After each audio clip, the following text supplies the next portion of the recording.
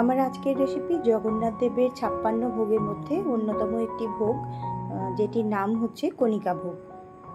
এই ভোগের রেসিপিটি অনেকটাই বাসন্তী পোলাও টাইপেরই হয়ে থাকে, তবে এর মধ্যে যেটা একটু আলাদা রকম ব্যাপার রয়েছে, হলুদের ব্যবহার অতটা নেই। আর দ্বিতীয় ব্যাপার হচ্ছে এখানে ছোলার ডাল ব্যবহার হয়, বাসন্তী পোলাওয়ে সেটা হয় না।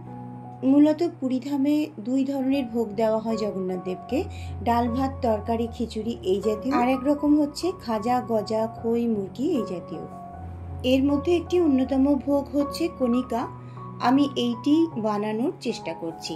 এর জন্য আমি 1 কাপ গোবিন্দভোগ চাল নিয়ে নিয়েছি, ডাল নিয়ে নিয়েছি 2 টেবিল চামচ, কাজু নিয়ে নিয়েছি 2 টেবিল চামচ, 1 টেবিল চামচ আমন্ড বাদাম, 2 টেবিল চামচ কিশমিশ নিয়েছি, এছাড়া কিছুটা এলাচ আর দারচিনি গুঁড়ো নিয়ে নিয়েছি।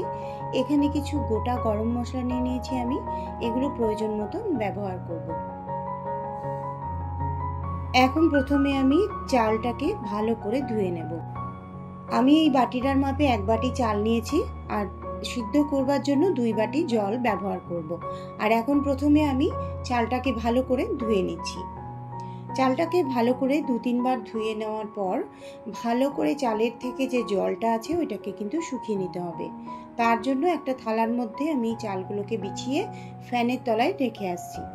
এই সময়ে আমি অন্য আরও কিছু কাজ করে নেব। এটাকে ভালো করে একটু ছড়িয়ে দিলাম, ছড়িয়ে দিয়ে ফ্যানের তলায় রেখে আসছি। এদিকে একটা কড়াই বসিয়ে দিয়েছি। কড়াইয়ে আমি 1 টেবিল স্পুন মতো ঘি দিয়েছি আর 1 টেবিল স্পুন মতো সাদা তেল ব্যবহার করেছি। আপনারা চাইলে পুরোটাই ঘিতে বানাতে পারেন।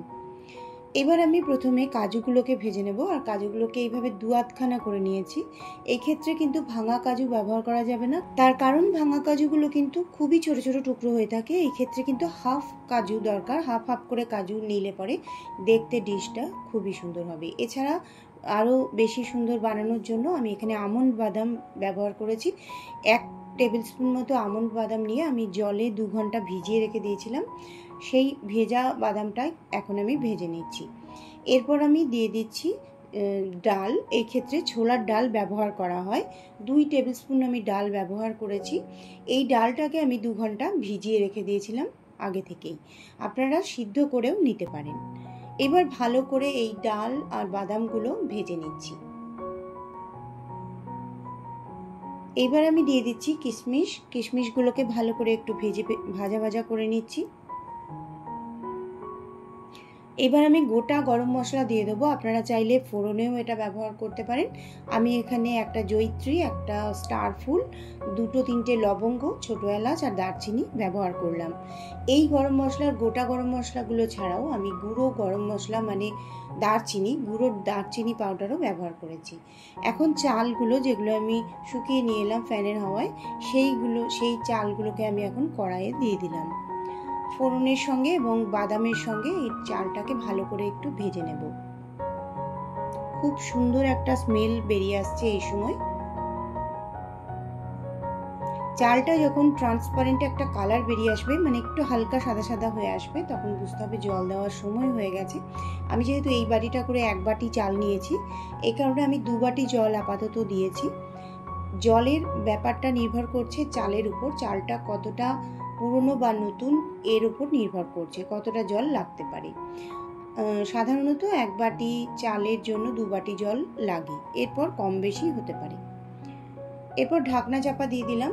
তারপরে আমি 2-3 মিনিট পর যখন জলটা একেবারে শুকিয়ে গেছে, মোটামুটি একটু আধটু আছে, সেই সময় এলাম। আমি একটু হালকা করে উল্টে দিচ্ছি। উল্টে যদি না দেওয়া হয় তাহলে কিন্তু তলায় লেগে ধরতে পারে জলটা যদি শুকিয়ে যায়। তো আমি এখন ডালটা দেখে নেব। ডালটা অনেকটাই সিদ্ধ হয়ে গেছে, আরও একটু সিদ্ধ হতে বাকি আছে। আমার রান্নার টাইমটাও আরও কিছুক্ষণ আছে, ততক্ষণে ডালটা ভালো রকম সিদ্ধ হয়ে যাবে। আপনারা চাইলে ডালটাকে আগে থেকে হালকা সিদ্ধ করেও ব্যবহার করতে পারেন। এখন আমি দিয়ে দিচ্ছি এলাচ পাউডার। তারপরে আমি দিয়ে দেবো চিনি। এখানে আপনারা গুঁড়ো চিনি ব্যবহার করলে সবচেয়ে সুবিধা হবে।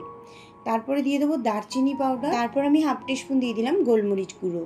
সবই আমি 1/2 টিস্পুন করে ব্যবহার করেছি। এখানে আমি ভালো করে রাইসটা দিয়ে চিনিটা যাতে মেল্ট হয়ে যায় বলে এইভাবে ঢাকা দিয়ে দিচ্ছি। গুঁড়ো চিনি ব্যবহার করলে কিন্তু কোনো এরকম স্টেপ নেওয়ার দরকার নেই, গুঁড়ো চিনি এমনিই মেল্ট হয়ে যাবে তাড়াতাড়ি। এরপর ঢাকনা চাপা দিয়ে 2-1 মিনিট মতো রেখে দিচ্ছি, যাতে চিনিটা ভাপে মেল্ট হয়ে যায়। এরপর ভালো করে একটু মিশিয়ে নিচ্ছি। এখন স্বাদ অনুযায়ী লবণ দিয়ে ভালো করে একটু মিশিয়ে নেব।